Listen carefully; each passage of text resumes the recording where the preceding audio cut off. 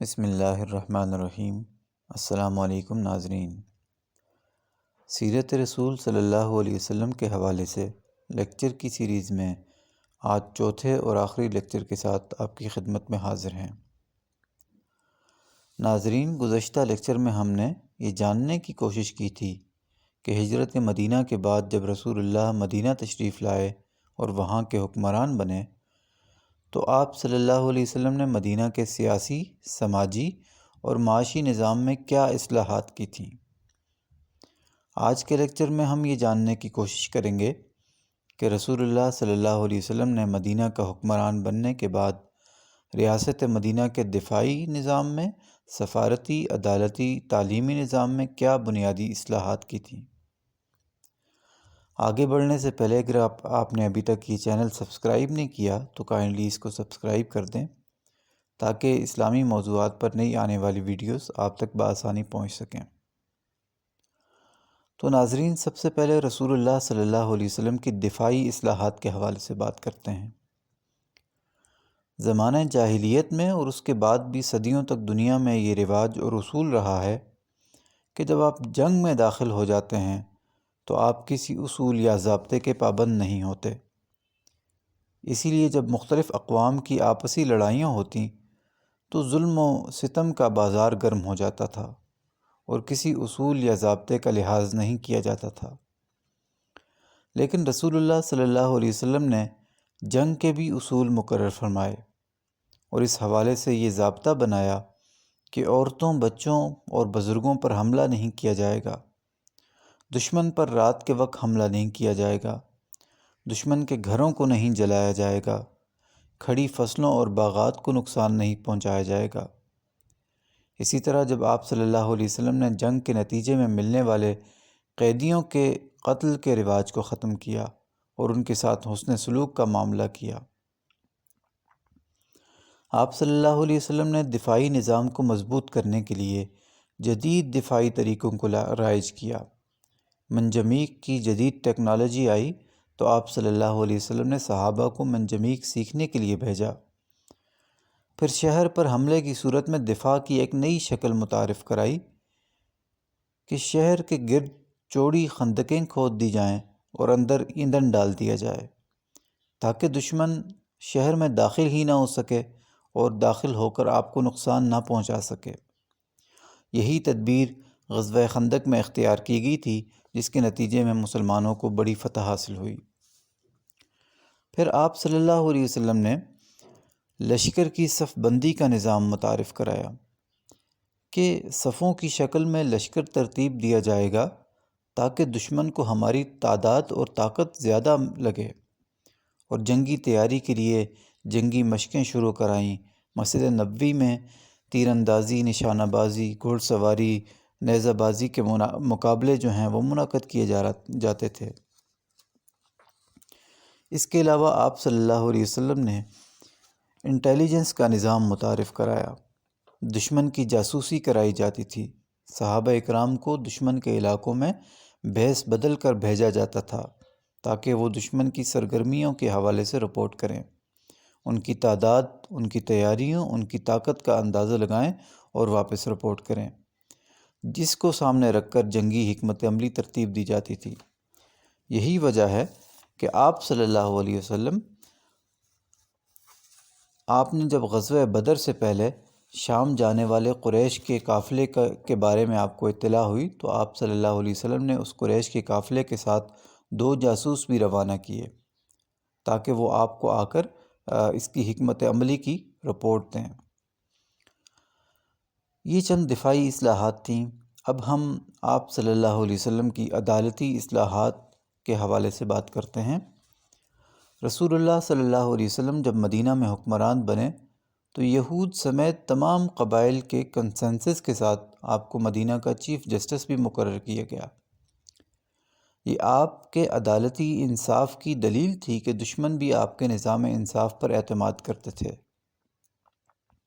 رسول اللہ صلی اللہ علیہ وسلم نے بطور چیف جسٹس کئی فیصلے مسلمانوں کے خلاف یہودیوں کے حق میں دیے، بلکہ ابتدائی معاہدات میں نجران کے عیسائیوں نے یہ مطالبہ کیا کہ ہمیں اپنے ججز مقرر کرنے کا اختیار دیا جائے، تو آپ صلی اللہ علیہ وسلم نے ان کے ساتھ ایگری کیا اور ان کے لیے عیسائی جو ہیں وہ ججز رکھے گئے۔ لیکن کچھ ہی عرصے بعد جب انہوں نے اسلام کے نظام انصاف کو دیکھا تو وہ اپنے مطالبے سے دستبردار ہو گئے، تو آپ صلی اللہ علیہ وسلم نے حضرت عبیدہ بن جراح کو ان کی طرف جج بنا کر بھیجا۔ رسول اللہ صلی اللہ علیہ وسلم نے زمانہ جاہلیت میں رائج عدالتی خرابیوں کا خاتمہ کیا، جس میں طاقتور انصاف کے شکنجے سے نکل جاتا تھا اور غریب انصاف کا شکار ہوتا تھا۔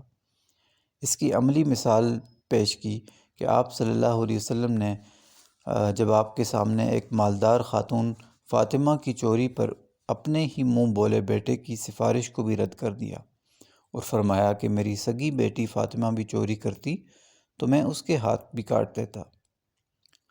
آپ نے نہ صرف زبانی طور پر انصاف کی علمبرداری کی بات کی بلکہ خود اپنی ذات کو بھی انصاف کے لیے پیش کیا۔ ایک بار ایک بدو آپ صلی اللہ علیہ وسلم کی محفل میں آیا اور سب صحابہ کے سامنے آپ کی گردن مبارک میں چادر ڈال کر اس کو دونوں طرف سے اتنا کھینچا کہ صحابہ کو لگا کہ آپ صلی اللہ علیہ وسلم انتقال کر جائیں گے۔ صحابہ اس بدو کو قتل کرنے اٹھے تو آپ صلی اللہ علیہ وسلم نے ان کو روک دیا اور بتایا کہ میں اس کا قرض دار ہوں اور میں مقررہ وقت پر قرض واپس نہیں کر سکا، سو بدلہ لینا اس کا حق ہے۔ اسی طرح جنگ بدر کے قیدیوں میں جب آپ صلی اللہ علیہ وسلم کے سگے چچا حضرت عباس بھی قید ہو کر آئے تو قیدیوں کو مسجد نبوی کے ستون سے باندھا گیا، تو صحابہ نے دیکھا کہ آپ صلی اللہ علیہ وسلم سخت بے چین ہیں لیکن کسی کو کچھ بتا نہیں رہے، تو صحابہ اس بات کو سمجھ گئے کہ آپ اپنے چچا عباس کی وجہ سے پریشان ہیں جو سخت رسیوں کی وجہ سے کرا رہے ہیں۔ تو صحابہ نے حضرت عباس کی رسیوں کو ڈھیلا کیا تو آپ صلی اللہ علیہ وسلم فوراً باہر آئے اور فرمایا کہ یہ باقی قیدیوں کے ساتھ انصاف نہیں ہے، اس لیے عباس کی رسی کو بھی دیگر قیدیوں کی طرح سختی سے باندھ دیا جائے۔ تو صحابہ نے یہ کیا کہ باقی قیدیوں کی رسیاں بھی ڈھیلی کر دیں۔ تو اب ناظرین ہم بات کرتے ہیں رسول اللہ صلی اللہ علیہ وسلم کی کچھ تعلیمی اصلاحات کے حوالے سے۔ آپ صلی اللہ علیہ وسلم نے نہ صرف علم حاصل کرنے کو فرض قرار دیا اور علم سیکھنے کی بار بار ترغیب دی بلکہ لوگوں کی تعلیم کے حوالے سے عملی اقدامات بھی فرمائے۔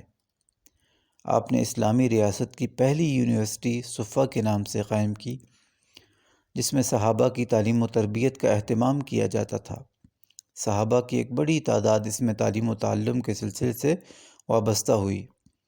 ابتدا میں آپ صلی اللہ علیہ وسلم کے ساتھ صحابہ کی بہت تھوڑی تعداد ایسی تھی جو پڑھنا لکھنا جانتی تھی، تو آپ صلی اللہ علیہ وسلم نے مدینہ میں ان کے پڑھنے لکھنے کے لیے انتظامات کیے۔ جنگوں میں دشمن کے جو قیدی پکڑے جاتے تھے ان کو رہائی کے عوض یہ ڈیوٹی دی جاتی تھی کہ وہ 10 مسلمانوں کو پڑھنا لکھنا سکھائیں گے۔ اس کے علاوہ آپ صلی اللہ علیہ وسلم نے دفاع کے حوالے سے جدید ٹیکنالوجی منجمیق کے سسٹم کو سمجھنے کے لیے صحابہ اکرام کو روانہ کیا کہ وہ اس کو سیکھیں۔ اس وقت آپ صلی اللہ علیہ وسلم نے اس وقت کی معروف زبان جو عبرانی زبان تھی اس کو سیکھنے کے لیے بھی صحابہ کو روانہ کیا کہ صحابہ اس کو سیکھیں۔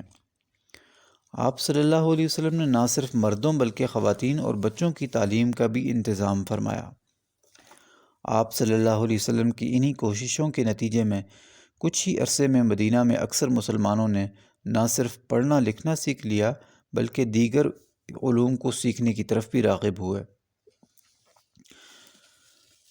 اب ہم بات کرتے ہیں رسول اللہ صلی اللہ علیہ وسلم کی سفارتی اصلاحات کے بارے میں۔ تو آپ صلی اللہ علیہ وسلم اگرچہ ایک چھوٹے سے شہر مدینہ کے حکمران تھے لیکن آپ صلی اللہ علیہ وسلم نے اس دور کی دنیا کی بڑی بڑی سپر پاورز کے ساتھ سفارتی تعلقات قائم کیے۔ آپ نے بادشاہ حبشہ، روم، قیصر و کسریٰ کے بادشاہوں کی طرف اپنے قاصد روانہ کیے اور ان کے ساتھ اپنے سفارتی تعلقات کا آغاز کیا۔ آپ کی انہی کوششوں کے نتیجے میں شاہ حبشہ اسہمہ سے آپ کے تعلقات استوار ہوئے۔